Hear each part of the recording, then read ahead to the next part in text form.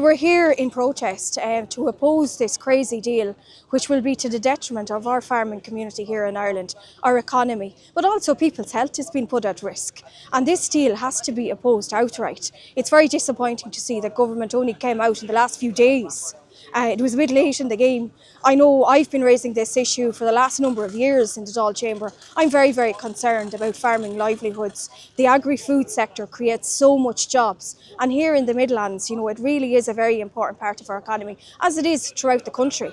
So we need to ensure that a strong message of opposition is sent here from Athlone to Brussels. And that's why I'm here in solidarity with the farming community this morning.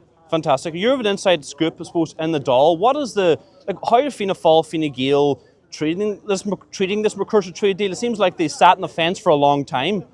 So, I think Fianna Fáil, Fine Gael have a lot to answer for. Absolutely. I mean, one day in the Dáil Chamber, I called on Minister Martin Hayden to send a strong message of opposition to Brussels. That was last year.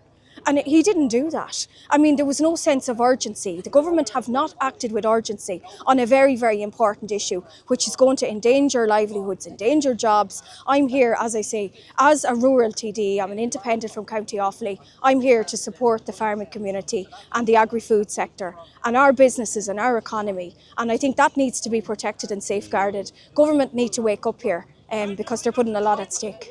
Yeah, Ireland produces the best quality beef and lamb, etc. in the world. Why would it be importing a third world product from Brazil? It doesn't make any sense, does it? It makes absolutely no sense. We have tough regulations here in Ireland. I've heard farmers, saying about the onboard BIA inspections and all the rest of it. And there's regulations, and rightly so, there has to be regulations.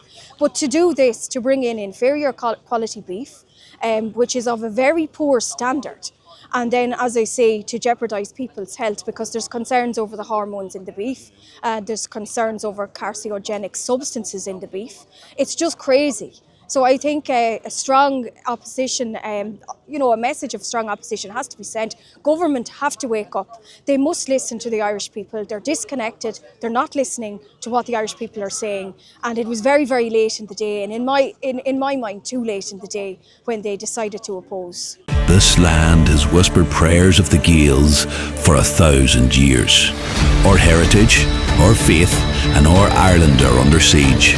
Be part of something that will protect our Celtic soul from erasure. Join our brand new gold membership today by clicking the link in our bio. We must protect and reclaim it for God, for Era, and for our children who will pray here tomorrow. Erin Go Bragh.